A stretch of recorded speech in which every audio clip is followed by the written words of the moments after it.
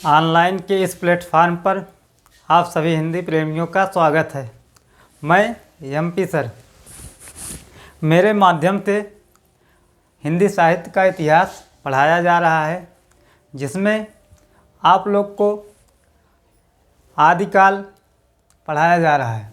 तो आदिकाल में आप लोगों ने देखा कि जो हिंदी साहित्य का इतिहास ग्रंथ लिखा गया था कि पहले किन विद्वानों ने इतिहास ग्रंथ लिखा और उस इतिहास ग्रंथ का क्या नाम था, और वह इतिहास ग्रंथ जो लेखन की परंपरा थी, किस किस परंपरा के आधार पर विद्वानों ने अपना इतिहास ग्रंथ लिखा। और उसमें हम लोग काल विभाजन पढ़ चुके हैं। इसके अलावा नामकरण भी देख चुके हैं। तो आज हम देखेंगे कि जो हिंदी साहित्य का इतिहास लिखा गया, उनके अनुसार कि जो हिंदी के प्रथम कवि हैं कि किस कवि को हिंदी का प्रथम कवि माना जाए। तो यह विद्वानों में मतभेद था कि हिंदी का प्रथम कवि किसे माना जाए, यह विद्वानों में मतभेद था। तो अब देखते हैं जो अलग अलग विद्वान हैं उनके अनुसार हिंदी के प्रथम कवि कौन हैं। तो सबसे पहले इसमें हम देखते हैं कि राहुल सांकृत्यायन।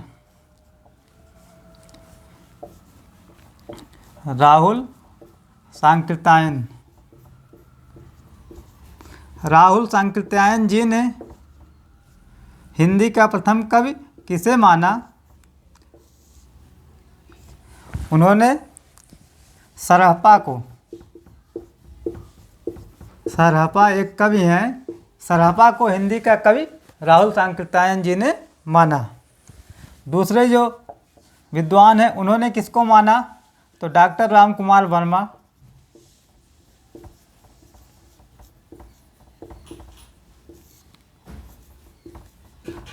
इन्होंने हिंदी का प्रथम कवि स्वयंभू को माना।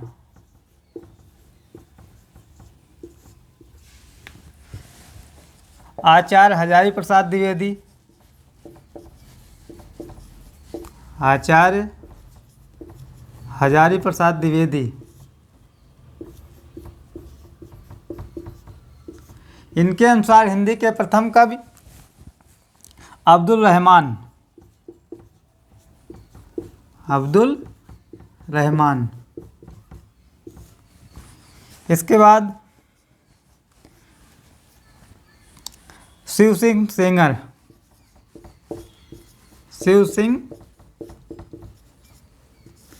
सेंगर के अनुसार हिंदी का प्रथम कवि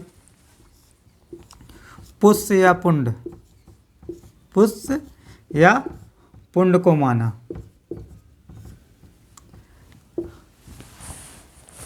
और चंद्रधर शर्मा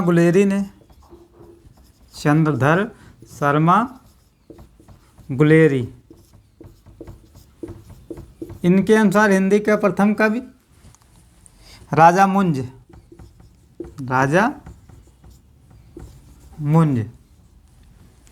आगे फिर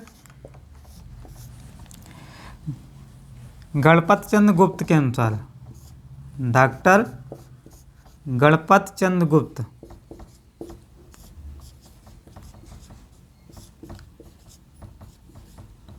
इनके अनुसार हिंदी का प्रथम कवि शालिभद्र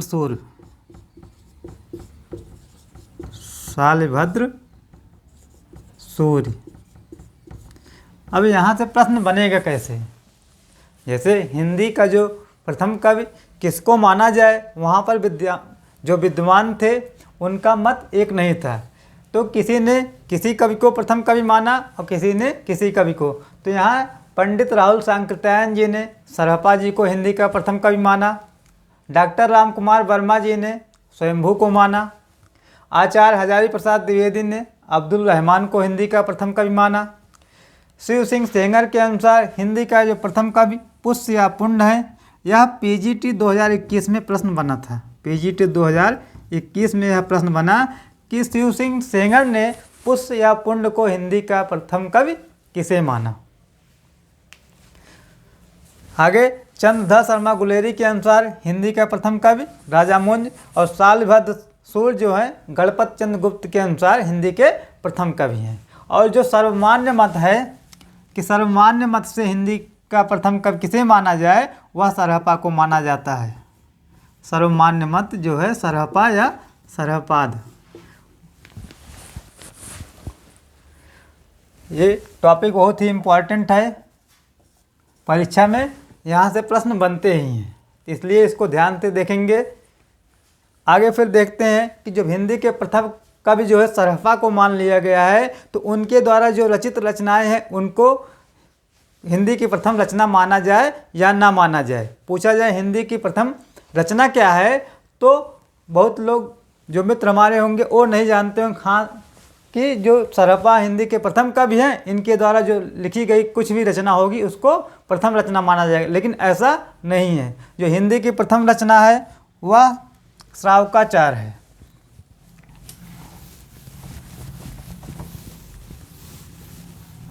हिंदी के प्रथम कवि और हिंदी की प्रथम रचना।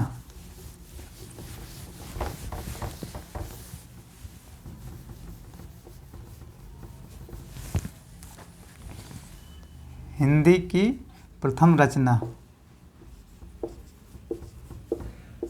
तो हिंदी की प्रथम रचना आपसे पूछा जाएगा तो यहाँ पे क्या है, श्रावकाचार।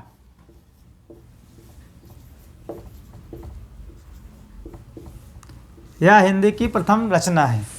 और कब का इसका समय है, 933 ईस्वी में लिखा गया।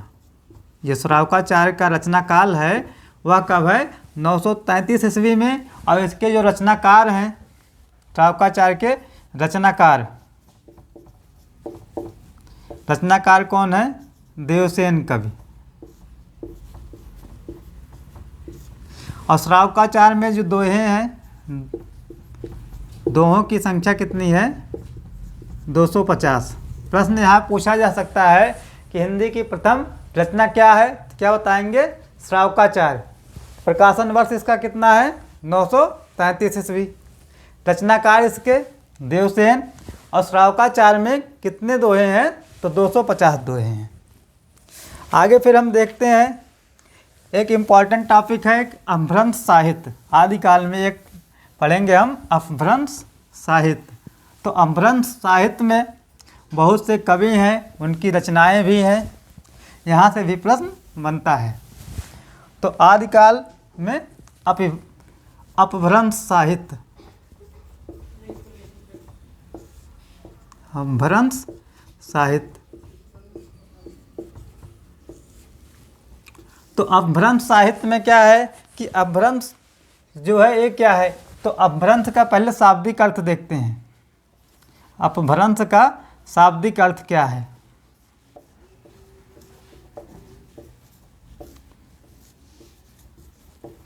तो अपभ्रंश का शाब्दिक अर्थ बिगड़ा हुआ, बिगड़ा हुआ या गिरा हुआ।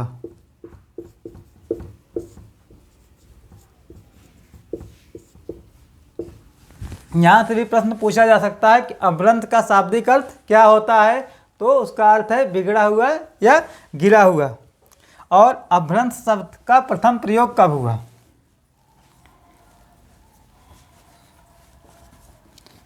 अपभ्रंश शब्द का प्रथम प्रयोग, शब्द का प्रथम प्रयोग वह जो है वल्लभी के राजा धारसेन, वल्लभी के राजा धारसेन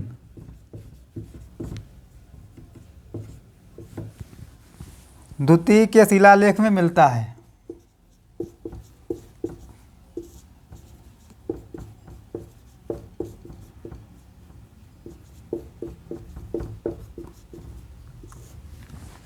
प्रश्न यह पूछा जाए कि अपभ्रंश जो शब्द है उसका सर्वप्रथम प्रयोग कहाँ मिलता है, तो क्या बताएंगे, एक राजा धारसेन थे, वो वल्लभी के राजा थे, उनका एक शिलालेख था, उन्हीं के शिलालेख में अपभ्रंश शब्द का प्रथम प्रयोग मिलता है। और एक है कि प्राकृत की अंतिम अवस्था से, प्राकृत की अंतिम अवस्था से ही हिंदी साहित्य का आविर्भाव माना जाता है। पूछा जाए हिंदी साहित्य का आविर्भाव या उद्भव कब माना जाए, तो जो प्राकृतिक की अंतिम अवस्था है वहाँ से हिंदी का आविर्भाव माना जाता है। आगे फिर देखते हैं जो अपभ्रंश के प्रमुख कवि हैं। अपभ्रंश के प्रमुख कवि, अपभ्रंश साहित्य के प्रमुख कवि।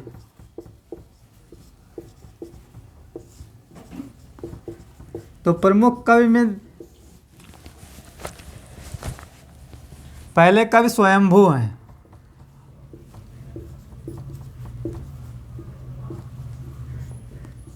स्वयंभू, तो स्वयंभू को क्या है कि इनका जो समय है 783 ईस्वी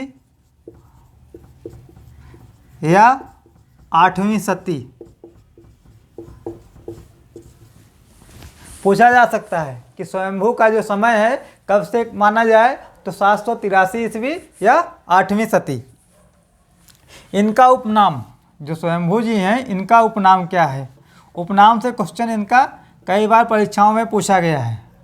तो एक इनका उपनाम है अपभ्रंश के प्रथम कवि। अपभ्रंश के प्रथम कवि।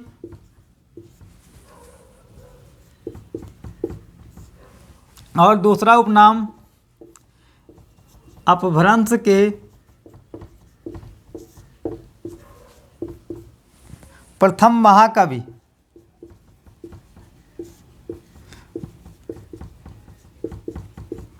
एक जो सबसे महत्वपूर्ण है कि अपभ्रंश का वाल्मीकि, अपभ्रंश का वाल्मीकि।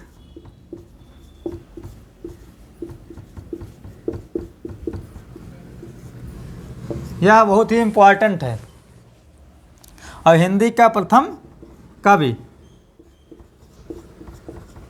हिंदी का प्रथम कवि। तो हिंदी का प्रथम कवि स्वयंभू को किसने माना? डॉक्टर रामकुमार वर्मा के अनुसार।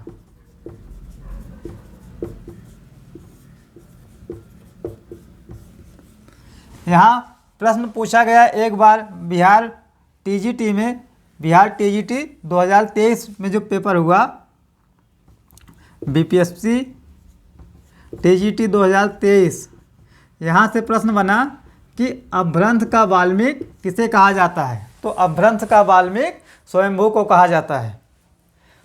तो पूछा जाएगा उपनाम कि अपभ्रंश के प्रथम कवि कौन है, तो क्या बताएंगे? स्वयंभू। अपभ्रंश के प्रथम महाकवि स्वयंभू, या डॉक्टर रामकुमार वर्मा ने स्वयंभू हिंदी का प्रथम कवि किसे माना? तो स्वयंभू को। और अपभ्रंश के वाल्मीकि कौन है? स्वयंभू। अब इनका प्रमुख ग्रंथ देखते हैं, स्वयंभू जी का प्रमुख ग्रंथ कि इन्होंने कौन कौन सी रचनाएं की। तो प्रमुख ग्रंथ में इनका एक ग्रंथ है पौम चिरयू। पौम चरियू। यह पौम चरियू जो है अपूर्ण ग्रंथ था, अपूर्ण ग्रंथ है। और इसको किसने पूरा किया? पौम चरियू अपूर्ण था, तो इसको जो पूरा किया, इनके पुत्र एक थे त्रिभुवन थे। यहाँ लिख लीजिए, पूर्ण किया। स्वयंभू के पुत्र थे त्रिभुवन।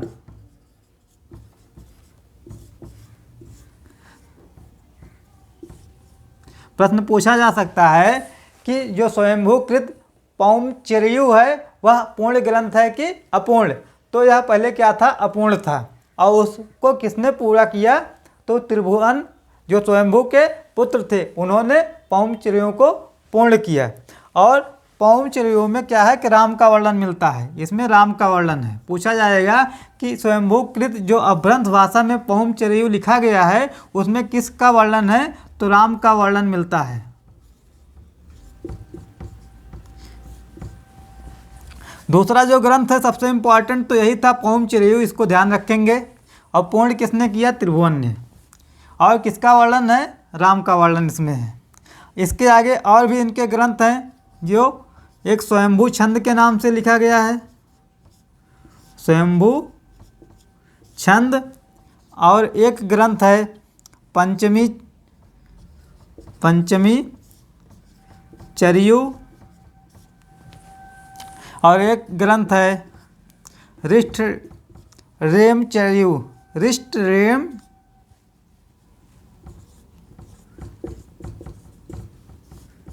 चरियु। स्वयंभू के बारे में हमें इतना जानना है कि स्वयंभू कृत जो प्रमुख रचना है वह क्या है, पौमचरियु, अपूर्ण ग्रंथ, इसको पूर्ण त्रिभुवन ने किया, राम का वर्णन है। बाकी स्वयंभू छंद जानना है और पंचमी चरियु जानना है। आगे जो अपभ्रंश के दूसरे कवि हैं, अपभ्रंश के दूसरे कवि वह है पुष्पदंत। पुष्पदंत से भी रचना पूछी जाती है, उनका उपनाम पूछा जाता है। तो जो पुष्पदंत हैं उनको अपभ्रंश का बहुभूत कहा जाता है, पुष्पदंत को अपभ्रंश का बहुभूत कहा जाता है, ये भी इम्पॉर्टेंट है। तो दूसरे कवि पुष्पदंत, और पुष्पदंत का जो समय है वह समय 10वीं शती है। कभी कभी क्या होता है, कवियों का क्रम देखे कि कौन कवि पहले है कौन कवि बाद में है, इसलिए इनका जन्म भी याद करना होता है। तो पुष्पदंत का जो समय 10वीं शती और स्वयंभू का 8वीं शती। तो यहाँ इनका जो उपनाम है, पुष्पदंत का उपनाम यह जो है अपभ्रंश के भवभूत। पूछा जाए कि अपभ्रंश के भवभूत किस कवि को कहा जाता है, अपभ्रंश का भवभूत किसे कहा जाता है, पुष्पदंत को कहा जाता है। और यह अपभ्रंश के दूसरे कवि हैं, अपभ्रंश के दूसरे कवि। हमें इसी को ध्यान रखना है कि अपभ्रंश का भवभूत किस कवि का उपनाम है, पुष्पदंत का। और जो इनकी प्रमुख रचनाएं हैं, प्रमुख ग्रंथ इनके हैं, प्रमुख ग्रंथ। तो प्रमुख ग्रंथ में सबसे ज़्यादा जो प्रमुख ग्रंथ है उसका नाम है महापुराण। महापुराण यह बहुत ही महत्वपूर्ण ग्रंथ है, इसको सबसे इम्पॉर्टेंट लगाएंगे कि महापुराण, कि महापुराण किसका ग्रंथ है, तो पुष्पदंत का है। और इसमें सबसे बड़ी खासियत है 63 महापुरुषों का, 63 महापुरुषों का जीवन वृत्त है, 63 महापुरुषों का जीवन वृत्त है। पूछा जाएगा अपभ्रंश में जो महापुराण लिखा गया है वह किसकी रचना है, पुष्पदंत की। और महापुराण में कितने महापुरुषों का जीवन वृत्त है, तो क्या बताएंगे, 63 महापुरुषों का जीवन वृत्त है। सबसे इम्पॉर्टेंट बात यही है कि अपभ्रंश के भवभूत कौन है, पुष्पदंत। और दूसरा इम्पॉर्टेंट रखना है कि इनकी जो रचना महापुराण है उसमें कितने महापुरुषों का जीवन वृत्त है, या महापुराण किसकी रचना है। अन्य इनके जो ग्रंथ हैं उनमें आपको एक मिल जाएगा ऋ कुमार चरियु,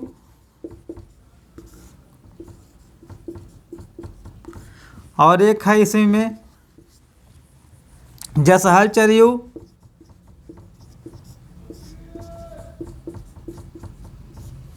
और एक ग्रंथ है इनका आदि पुराण, और एक उत्तर पुराण, उत्तर पुराण। अन्य ग्रंथों को हमें कम ध्यान देना है, लेकिन महापुराण को ज़्यादा ध्यान देना है, और अपभ्रंश का भवभूत इसे ध्यान देना है। आगे फिर देखते हैं जो अपभ्रंश के और भी कवि हैं उनकी रचनाएं क्या क्या हैं। तो ये प्रमुख 2 कवि हैं। आगे फिर जो अन्य कवि हैं उनको भी देखते हैं, उनकी रचना क्या क्या है। तो इधर लिखते हैं कवि और रचना। इसमें एक कवि है धनपाल, भ्रंश में एक कवि धनपाल। धनपाल की रचना है भविष्यत कहा। भविष्यत कहा पूछा जाएगा, भविष्यत कहा किसकी रचना है, तो धनपाल की। एक कवि हैं जोइंद, जोइंद, इनकी रचना है परमात्म प्रकाश। परमात्म प्रकाश। और एक रचना है योगसार।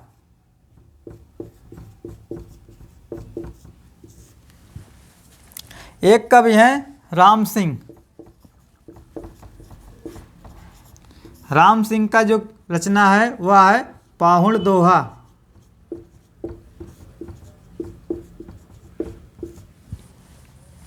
एक कवि है मेरतुंग। मेरतुंग का जो ग्रंथ है वह है प्रबंध चिंतामणि। प्रबंध चिंतामणि।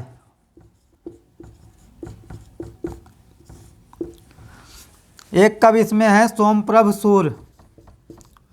सोमप्रभ सूर। सोमप्रभ सूर की जो रचना है कुमारपाल प्रतिबोध। कुमारपाल प्रतिबोध। यह कुमारपाल प्रतिबोध पीजीटी 2021 में पूछा गया। पीजीटी 2021 में कि कुमारपाल प्रतिबोध किसकी रचना है, किसकी रचना है, सोमप्रभ सूर की। जो अगले कवि हैं जिनदत्त सूर हैं, एक कवि जिनदत्त सूर। उनकी जो रचना है वह है उपदेश रसायन रास।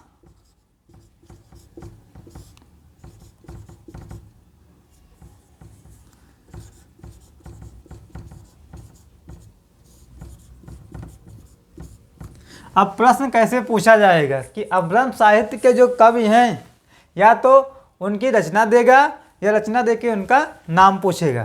तो धनपाल की रचना भविष्यत कहा, जोइंद की रचना परमात्म प्रकाश और योगसार, राम सिंह की रचना पाहुण दोहा, मेरतुंग की प्रबंध चिंतामणि, सोमप्रभ सूर कुमारपाल प्रतिबोध और जिनदत्त सूर उपदेश रसायन रास। आगे और भी कवि हैं, उनको भी हम देखते हैं।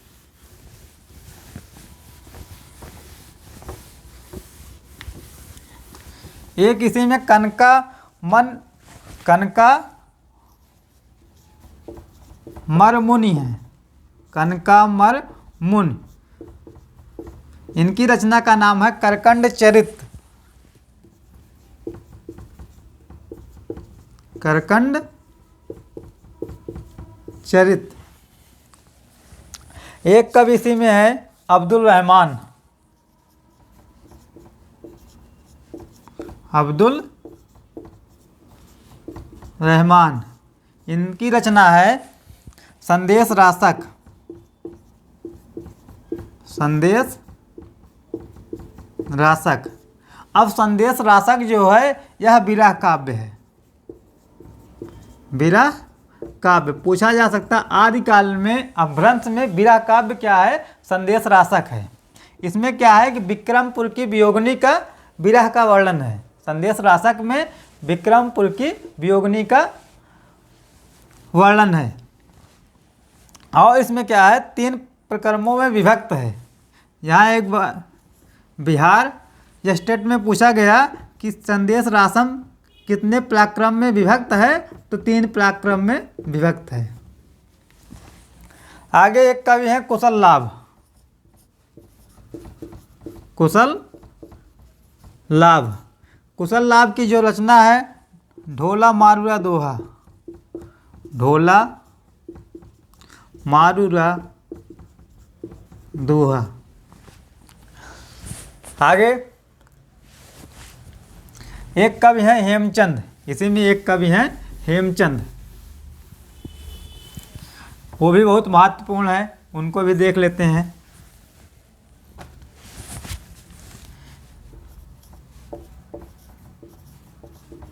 हेमचंद, इनका जो समय है वो 12वीं शती है। और जो इनकी प्रमुख रचनाएं हैं, उन रचनाओं में एक प्राकृत व्याकरण है। प्राकृत व्याकरण एक रचना इनकी प्राकृत व्याकरण है। दूसरा शब्दानुशासन है। शब्दानुशासन एक रचना है देसी नाम माला।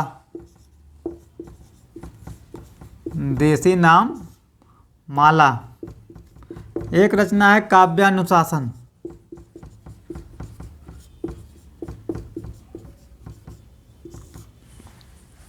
और एक रचना है कुमारपाल चरित। कुमारपाल चरित। तो इनकी जो महत्वपूर्ण रचना है हेमचंद, वैसे ये महत्वपूर्ण कवि हैं।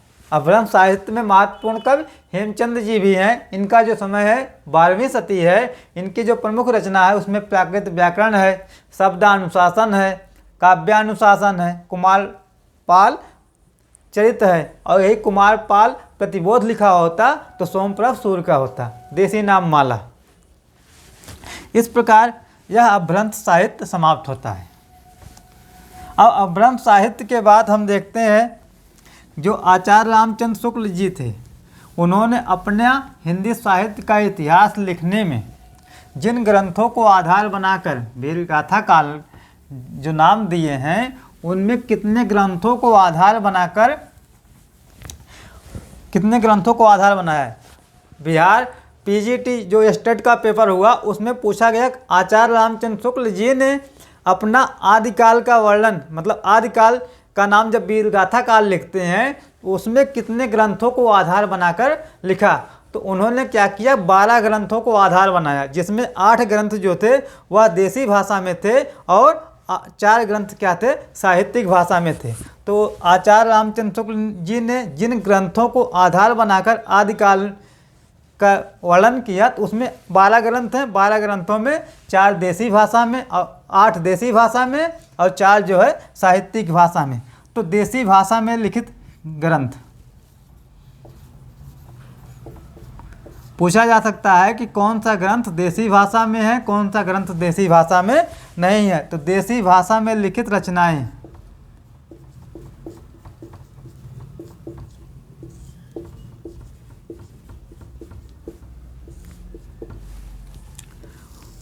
इसमें कितनी रचनाएं हैं, 8 रचनाएं हैं। और किसके अनुसार यह है, आचार्य रामचंद्र शुक्ल ने। आचार्य रामचंद्र शुक्ल ने जिन ग्रंथों को आधार बनाकर लिखा वह ग्रंथ यही है कि 8 जो है देसी भाषा में। उसमें क्रम से देखते हैं। एक ग्रंथ आपका है बीसल देव रासो। बीसल देव रासो, इसके जो लेखक हैं नरपति नाल है। नरपति नाल। जो दूसरा ग्रंथ है वह है परमाल रासो। परमाल रासो। और इसके जो रचनाकार हैं परमाल रासो के जगनिक। तीसरा ग्रंथ पृथ्वीराज रासो।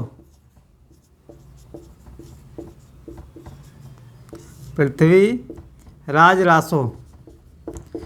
इस ग्रंथ के रचनाकार चंदवरदाई। चंदवरदाई। चौथा ग्रंथ खुमाड़ रासो।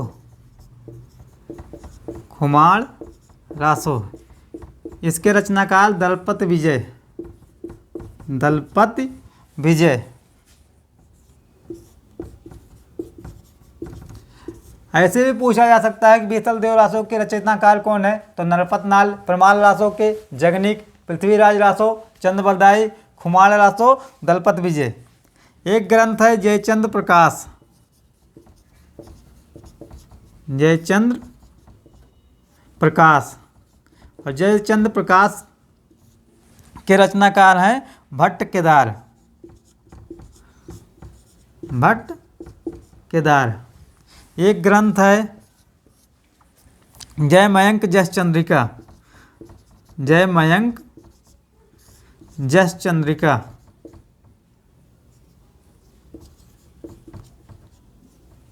और जयमयंक जस चंद्रिका के लेखक जो हैं, रचनाकार हैं, वह है मधुकर कवि, मधुकर कवि। एक ग्रंथ है खुसरो की पहेलियाँ, खुसरो की पहेलियाँ। अब यहाँ नाम से ही क्लियर है, यह अमीर खुसरो,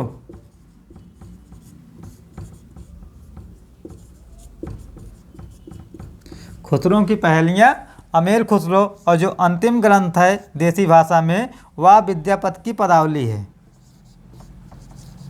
विद्यापति की पदावली।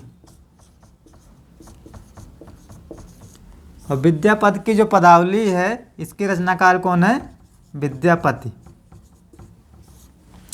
तो प्रश्न यहाँ जो बनेगा, वह प्रश्न कैसे बनता है कि देसी भाषा में आचार्य रामचंद्र शुक्ल ने कितनी रचनाएं की? तो हम क्या बताएंगे? 8 रचनाएं की। उन 8 रचनाओं में कौन कौन सी रचनाएं हैं? तो जिसमें आपका बीतल देव रासो के रचयिता नरपत नाल, परमाल रासो जगनिक, पृथ्वीराज रासो चंद्रबरदाई, खुमार रासो दलपत विजय, जयचंद्र प्रकाश भट्ट केदार, जयमयंक जस चंद्रिका मधुकर कवि, खुसरो की पहेलियाँ अमीर खुसरो और विद्यापति की पदावली विद्यापति। यह देसी भाषा में लिखित रचनाएं थी।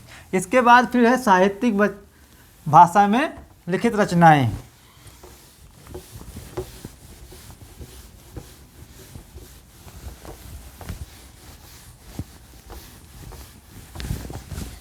तो आदिकाल के अंतर्गत आप लोग देख रहे हैं इसको। तो साहित्यिक भाषा में यहाँ हेडिंग लिखेंगे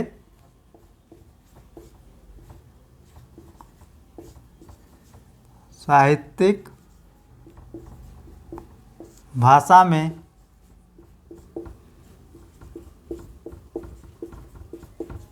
लिखित रचनाएं। तो साहित्यिक भाषा में लिखित रचनाएं, इसमें 4 रचनाएं हैं। कितनी रचनाएं की गई हैं? 4 जो है वो साहित्यिक भाषा में है। जिसमें पहली रचना है विजय पाल रासो, विजय पाल रासो। विजय पाल रासो के रचनाकार जो हैं वह नल्ल सिंह,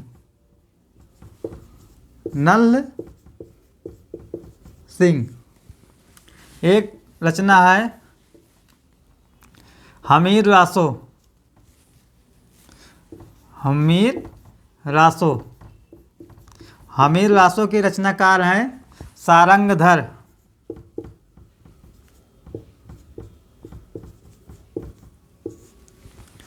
और 2 रचना विद्यापति की है। एक है कीर्तलता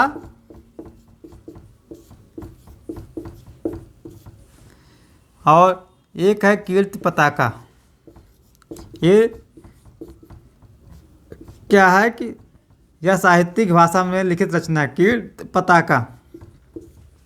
और दोनों के रचनाकार क्या हैं? कौन? विद्यापति। यहाँ विद्यापति और ये भी विद्यापति। अब प्रश्न कैसे पूछेगा?